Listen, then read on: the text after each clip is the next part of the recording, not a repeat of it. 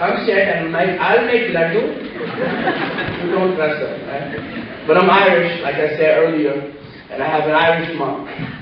And we don't raise our kids like that in Irish household, right? I lived in my mother's house. I was like this, all busted up, felt really bad. And my mom looked at me with all that Irish love in her eyes, right? And that Irish love in her heart. She looked at me and she said, "What's your problem? Why are you walking like that? What's wrong with you? What happened to you?" I said, I wrestled today and I got beat up and I lost, Mom. And, beat up pretty bad. She looks at me and she goes, "Well, it's not ballet, it's wrestling. What do you expect him to do to you? Did I tell you to wrestle? No. Does Coach tell you to wrestle? No. So that wrestler who beat you up, that's his job to beat you up. And I should call him because he obviously did a pretty good job. And I should congratulate him because he won today, unlike someone else I know." So you quit wrestling then, man. Quit. If you don't want to wrestle no more, today's your last day of wrestling. Don't go again. And the next day I was wrestling again. And that's how I started becoming an amateur, at least. That's how I started wrestling. That's story.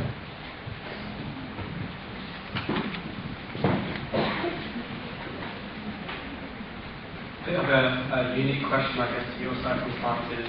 How long did it take you to learn Arabic or the Quran using Braille?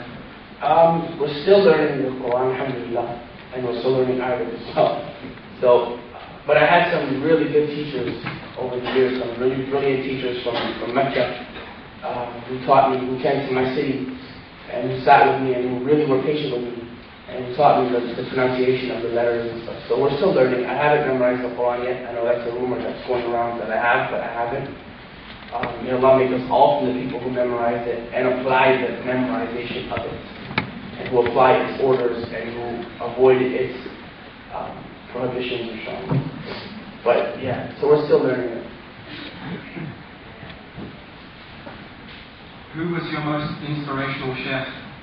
Wow. See, there's a lot of them that I like. There's quite a few. I'm mainly an English speaker, so I kind of draw from the English speaking shuyukh. The Farid Abdullahs from America. See, if I mention this, some people don't like things and are not, So then you find out, Abu Hafsa is on this or whatever, right? I like the Farid Abdullahs of America. I like Abu Tawbah as well from America. Abu Sama from Birmingham. I like those brothers who are trying their best to put the sunnah forward, inshallah. And anyone else who's doing that. The ulama, of course, we like the standards, right? Al-Albani, Ibn Baz, Taymiyyah, people like that.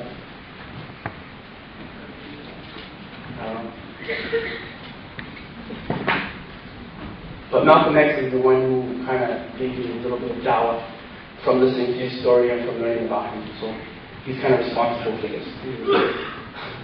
Allah.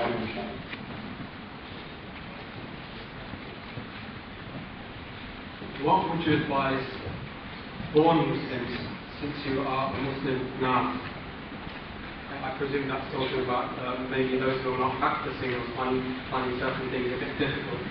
Well, one of the things that the born Muslims, that all of us have to do really, and I mentioned this a little bit in the topic, is to really know what we have. What have you been given? It's not just a set of rules that person wrote for you. It's really not. This is a set of commandments and prohibitions that have been given to you by someone who knows you better than you know yourself.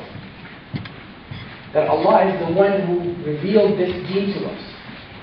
That this is not Islam is not named after a person, a place, or a thing. It's not even Allahism, right? Everything is an ism these days, right? So they'll call you Islamists. And that's a huge... That's a misnomer. That's a word that we should be trying to abolish, because it's not appropriate for us. They tried to call us Muhammadans before, and that's also not appropriate because we don't worship Muhammad. We're not Islamists because we don't worship Islam. We follow Islam and we worship Allah. So we should be really up in arms about that, because that's not an appropriate way of describing us. You have to know what you have. You have to know that you've been given something, like I said, by the one who put the sun in its place. Allah gave you this. This is from the revelation of Allah to Muhammad ﷺ. You have to know that and understand that. And not worry so much about what the people are going to think about you. Because there's going to be a day when you're going to be alone, and it's going to be you and Allah. And no one's going to be there. And the people who made fun of you are not going to be there. Sisters, be very patient. Especially you, because you are the ones, you are the target. So my message is to you, the same message that the little infant gave his mom from the people of al-Ukhdud. When he said, Ya ummi asbiri fa innaki ala al-haq. That you are definitely on the truth, so be very patient. And know what you have, know what you can do. That's my advice to you guys. Be around the people who can teach you that. That's not only for you, that's for us as well. Because for some reason, Allah decided to guide a little Irish Canadian kid. I don't know why, but I'm very happy that He chose me over everybody else in my city. Alhamdulillah.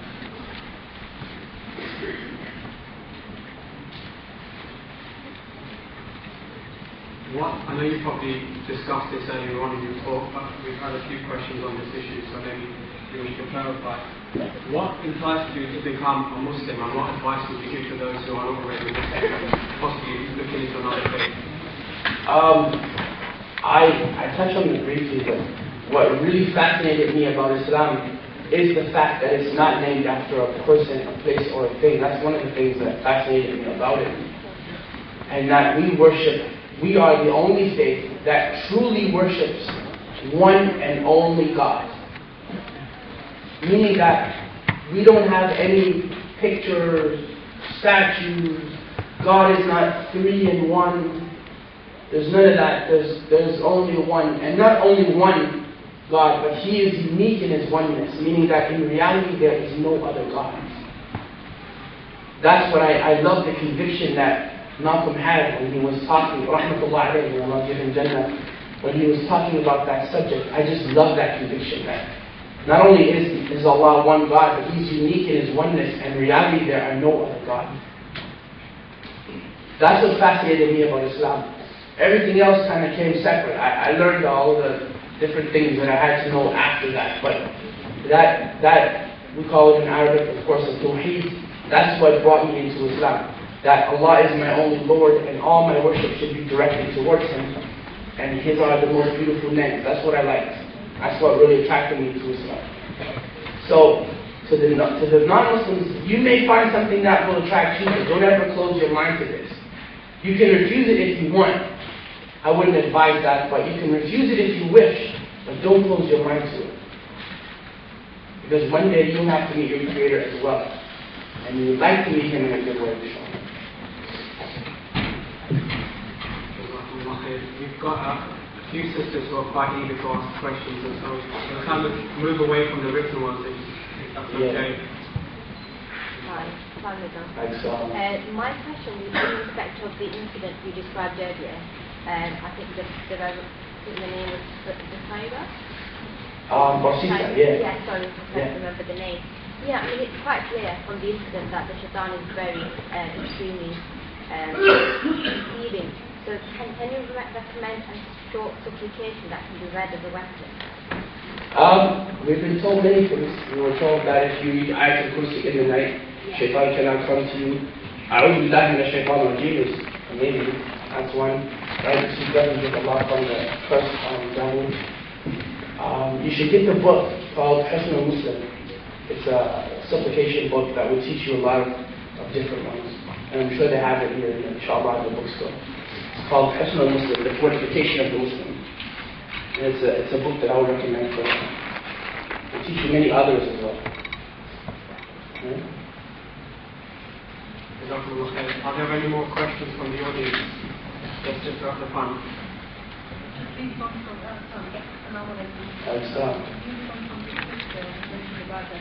you know that it's actually deceived you? It's just a good situation, it's doing something normal, or there is money or it's prosperity and you're attracted to. How do you know that you're about to be deceived when you're not aware? Well, that's where that's why the book is entitled what it's entitled, right? The fortification of the Muslim. That's when you start doing those things that bring you closer to Allah. Then it becomes much more difficult for you to be deceived, inshallah, right? That's why the book is called that. Brilliant question. It ties it into the last one, right? That you should always be a person who is asking your Lord for guidance, you know? And every time you pray, you're doing that. You're saying, guide us to your straight way. The way of those people who are your favorite people. Not of those people who you're angry with or of those who went astray. So when you do those things that hopefully bring you closer to Allah, and that's for all of us, and I'm not just trying to single you out, that's for all of us as well, that these are the times when you'll be protected by those wrong guidances, inshallah. I didn't write that book, just so you wonder why I'm going into it. It's not mine, but it's a wonderful book, though. There's a sister here who wants to ask a question. See her answer for now. It's not a question. I was going to try to see a brother. I don't